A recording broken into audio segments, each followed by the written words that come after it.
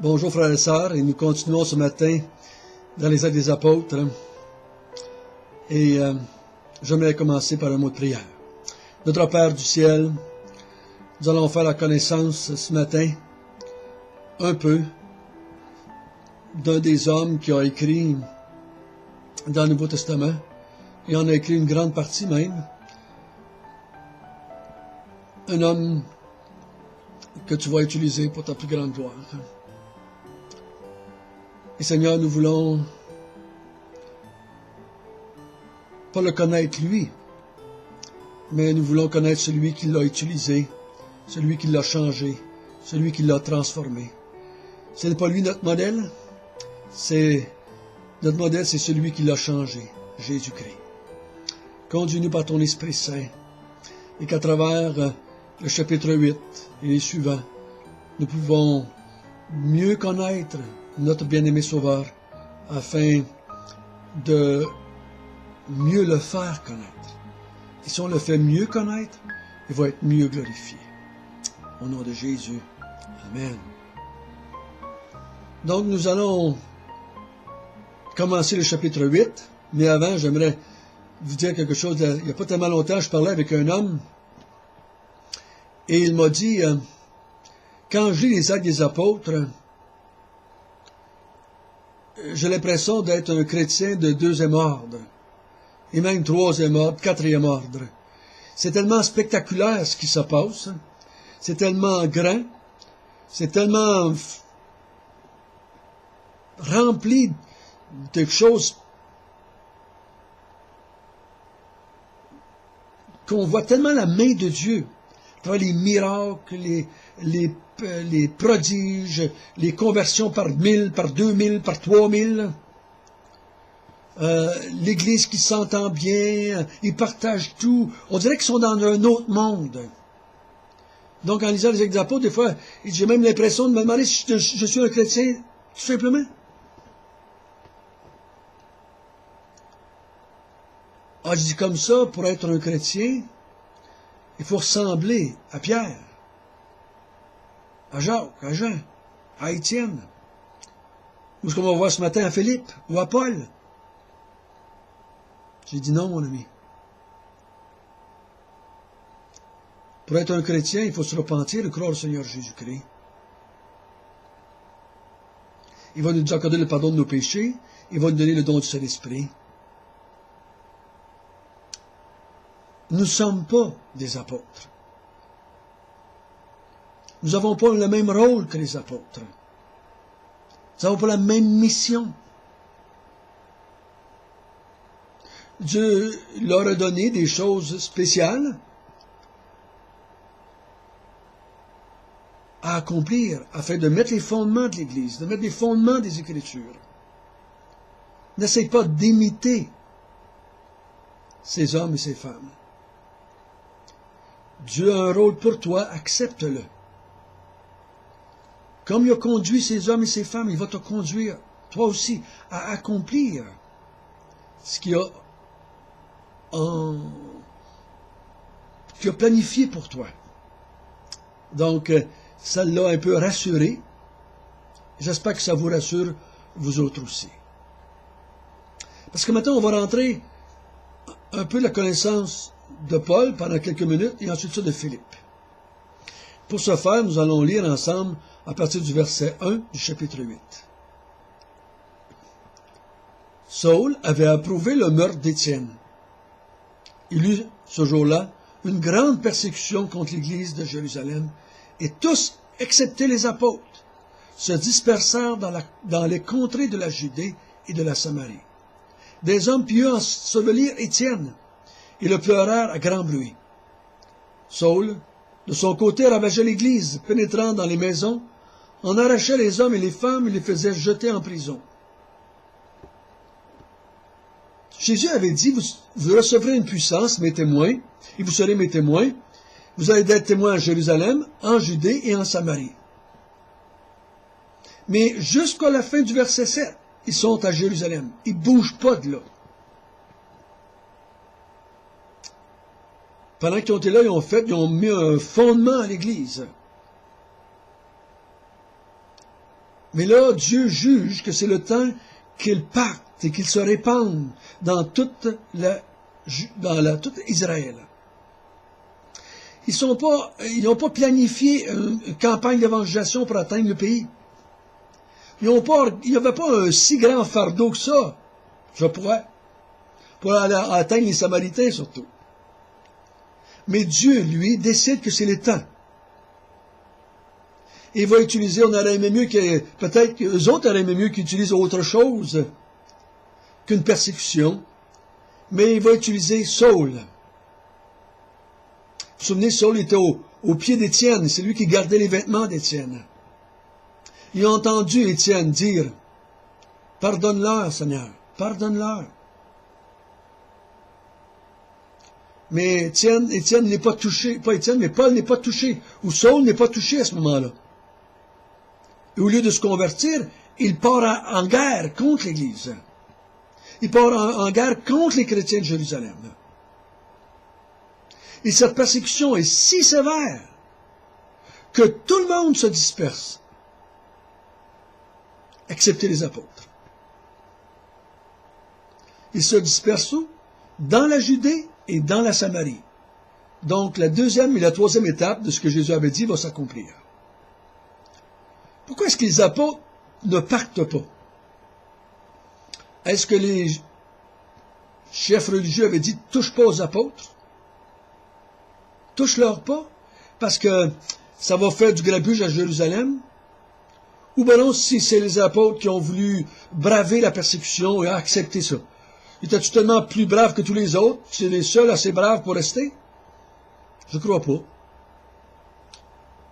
C'est pas facile à décider qu'est-ce qui les a fait, pourquoi ils sont restés là, pourquoi la persécution ne les a pas atteints, pourquoi ils n'ont pas parti, c'est pas tout à fait clair. Mais ils restent là. Ils n'en parlent pas. Donc, on va laisser passer ça, et on va nous tourner vers Saül et vers Philippe.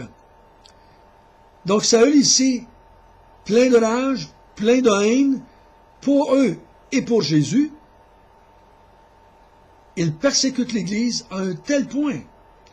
La Bible nous dit au verset 3, il ravageait. Ravager, c'est dur, c'est fort. Il arrache les gens, il les fouette, il les persécute, il les met en prison.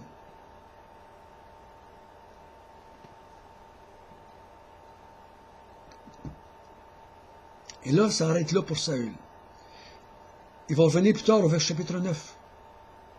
Mais ici, Luc dit à Théophile, voici comment l'Évangile s'est répandu en Samarie et en Judée. Donc, nous allons voir qu'est-ce qui se passe en Judée à partir du verset 4.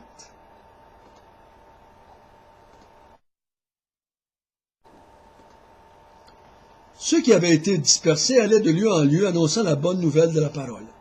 Philippe, étant descendu dans la ville de Samarie, y prêcha le Christ. Les foules tout entières étaient attentives à ce que disait Philippe.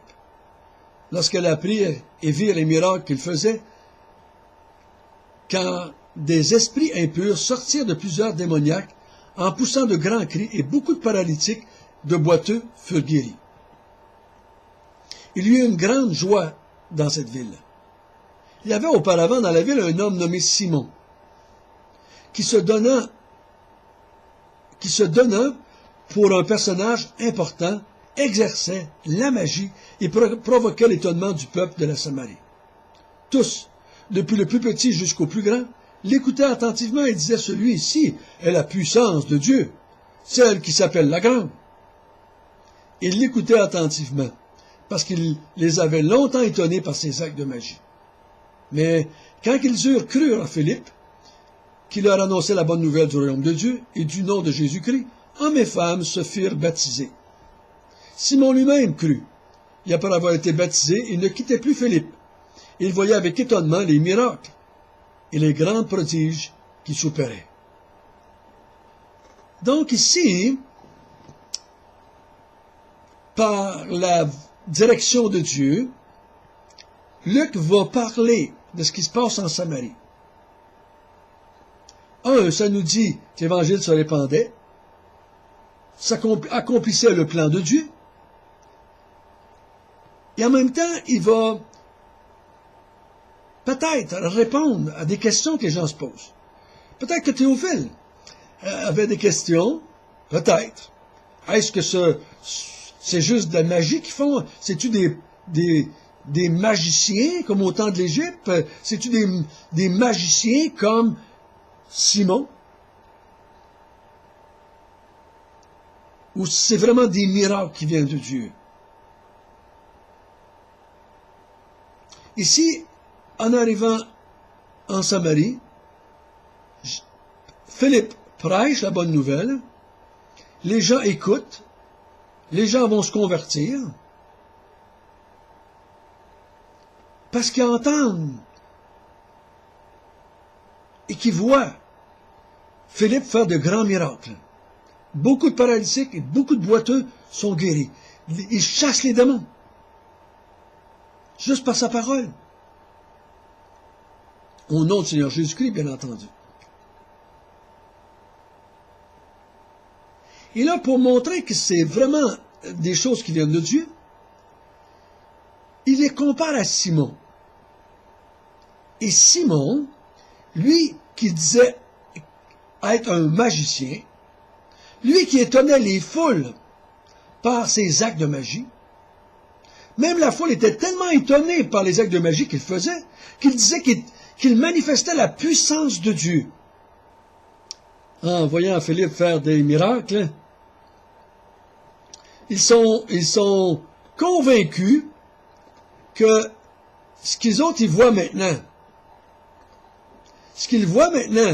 de la part de Philippe, c'est autrement plus grand et plus spécial que ce que Simon faisait.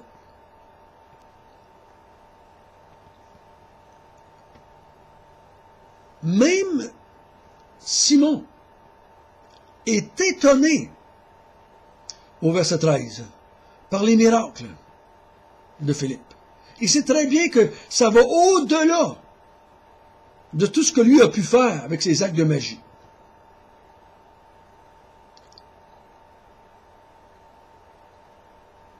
Il voit Philippe faire des choses instantanément, n'importe où, sans aucune préparation. Il fait des actes de magie, de miracles, excusez. Il fait des prodiges. Et tout le monde voit qu'il y a une grande différence entre Philippe et Simon. Autant il y a eu une grande différence entre les magiciens de l'Égypte et Moïse. Donc, ils vont abandonner Simon, puis ils vont maintenant se tourner vers Philippe, qui leur enseigne l'Évangile.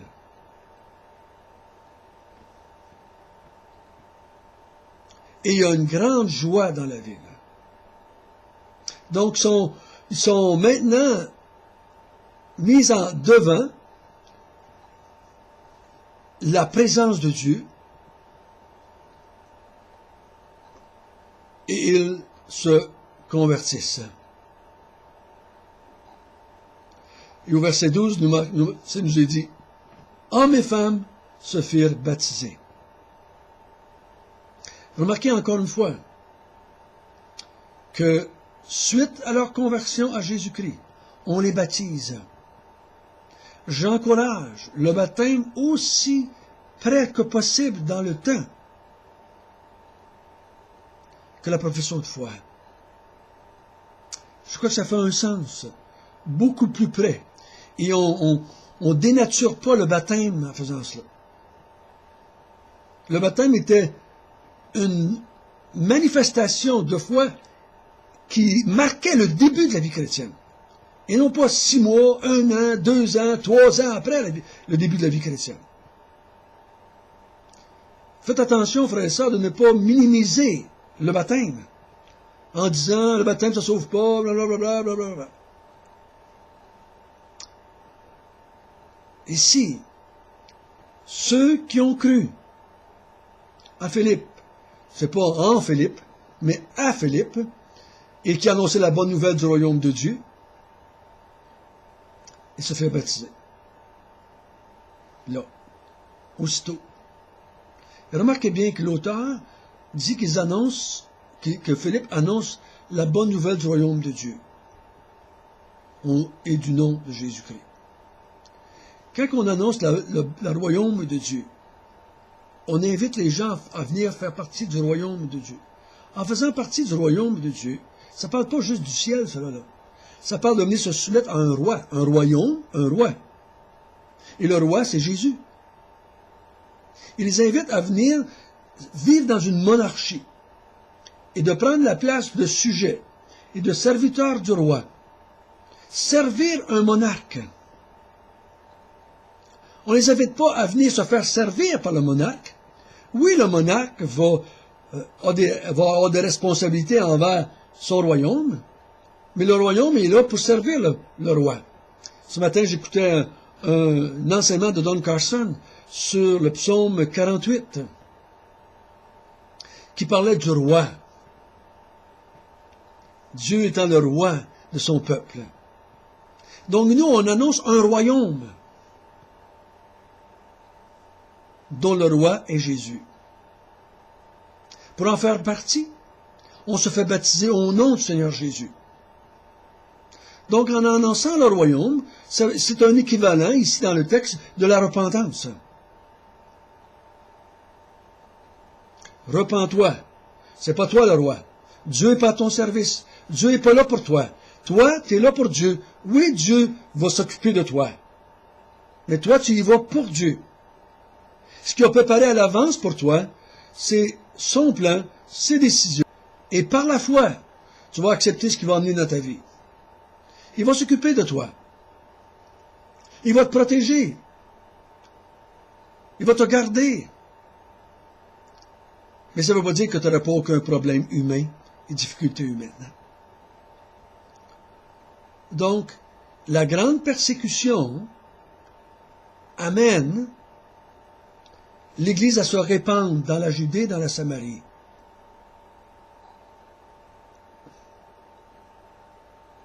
Ce texte de Étienne versus Simon nous démontre la suprématie de Dieu sur la magie humaine, nous démontre la suprématie de Jésus-Christ, nous démontre que ce que les croyants faisaient, c'était bien différent de ce que les autres pouvaient faire, les autres charlatans pouvaient faire à ce moment-là. Notre Père du ciel, merci de nous avoir montré, à travers Philippe,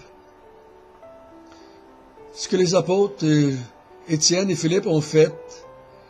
C'était bien autre chose que ce que les êtres humains pouvaient faire. C'était impossible de voir, de ne pas voir Dieu. C'était incontestable. On est obligé de dire comme Nicodème, nul ne fait les miracles que tu fais si ce n'est que Dieu est avec lui. Donc, merci, merci, merci que tu nous donnes des preuves de la résurrection de Jésus, qu'il est vivant